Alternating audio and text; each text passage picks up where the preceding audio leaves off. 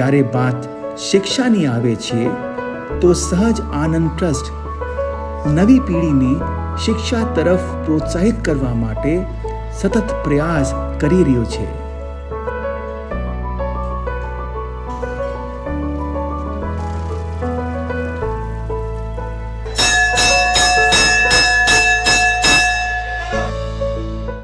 મારું નામ જીનલ છે. હું સ્ટેમ અને રોબોટિક્સ કોચ છું. ભલે તે ગામનો બચ્ચાઓને સ્માર્ટ બોર્ડ દ્વારા શીખવ્યાની વાત હોય અથવા મુફ્ત કમ્પ્યુટર લેબની સુવિધા આપવાની વાત હોય.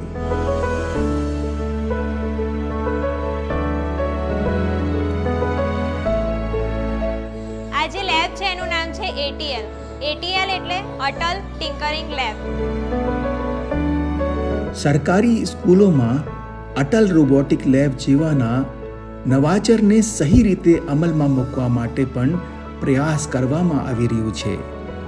આ સુનિશ્ચિત કરવામાં આવી રહ્યું છે કે ગામનો બચ્ચાઓ કોઈ પણ રીતે શહેરના બચ્ચાઓના તુલનામાં ઓછા ના સમજે. સેન્ટ્રલ ગવર્મેન્ટ દ્વારા વિદ્યાર્થીઓમાં જે ક્યુરિયોસિટી હોય છે, ક્રિએટિવિટી, ઇમેજિનેશન અને કોમ્પ્યુટેશનલ સ્કિલ હોય છે એને વધારવા માટે આ લેબનું નિર્માણ કરવામાં આવ્યું હતું. મારું નામ પ્રજાપતિ ભવ્ય રાકેશ કુમાર છે. આ ATL લેબ અમારી શાળામાં હતી એ સહજાનંદ ચેરિટેબલ ટ્રસ્ટ દ્વારા શરૂ કરવામાં આવી હતી. આ ATL લેબમાં આવ્યા પછી મને આ વિજ્ઞાનમાં ભણવાનો રસ બહુ ઓછો હતો, પણ આ ATL લેબમાં આવીને અમે વિજ્ઞાનને લગતા પ્રોજેક્ટો બનાવ્યા અને એ પ્રોજેક્ટો બનાવીને મને વિજ્ઞાનમાં થોડો રસ આવવા લાગ્યો. અને આ ATL લેબમાં જઈને અમે રોબોટિક્સ શું છે એના પાર્ટ્સના સેન્સર, આરડીયુનો અલગ મોટર, એનો ઉપયોગ કઈ રીતે થાય અને કોડિંગ કેવી રીતે કરી શકાય એવું અમારા જીનલ મેમે શીખવ્યું હતું. હું ભવિષ્યમાં ઇનોવેશન કરીને બધાને ઉપયોગ થાય એવા પ્રોજેક્ટ બનાવીશ અને પોતાનું સ્ટાર્ટઅપ શરૂ કરીશ. મારું નામ પટેલ જીયા છે. ત્યારે પહેલાં મને જ્યારે હું ક્લાસમાં વિજ્ઞાન વિષય ભણું ત્યારે મને આમ બહુ રસ નહોતો કે વિજ્ઞાન વિષય કેવું છે, આમ થોડુંક કંટાળોજનક લાગે એવું પણ લાગે. પણ જ્યારથી હું આ ATL લેબમાં જોડાઈને ત્યારથી મને એવું લાગ્યું કે ના, વિજ્ઞાન વિષય ભણવો સારો છે.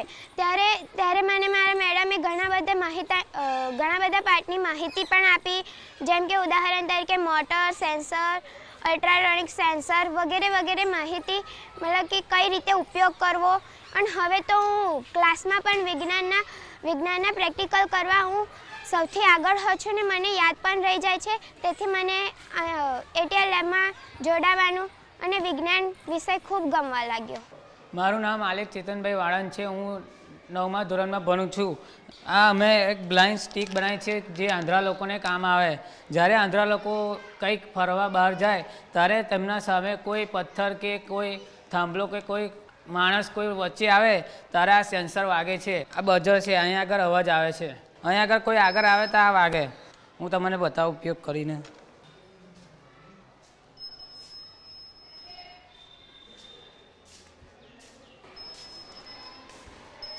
અમારી શાળામાં ATL લેબ શરૂ થયા બાદ ટ્રેનર પૂરા પાડવામાં આવ્યા.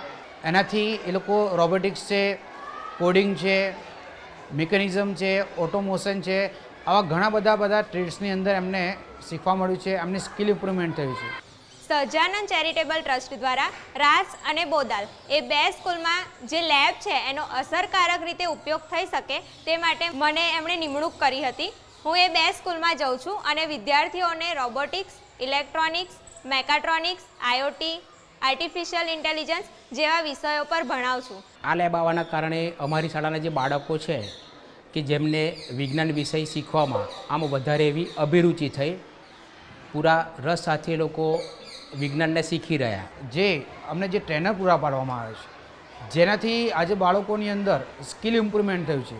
આજે બાળકોની જે ક્યુરિયોસિટી છે, એમનું જે ઇમેજિનેશન છે, રિઝનિંગ છે એ વધી ગયું છે. આજે બાળકોમાં એક ઇન્ટરેસ્ટ જાગ્યો છે, એક રુચિ પેદા થઈ છે વિજ્ઞાન પ્રત્યે, અને એ આજે નવું કંઈક જાણવા માટે એ ઉત્સાહિત બન્યા છે. જેની સાથે એ મેડમ દ્વારા એ બાળકોને સારું એવું શિક્ષણ આપવામાં આવ્યું અને જેનાથી એ લોકોમાં કંઈક જ્ઞાનનો વધારો થયો.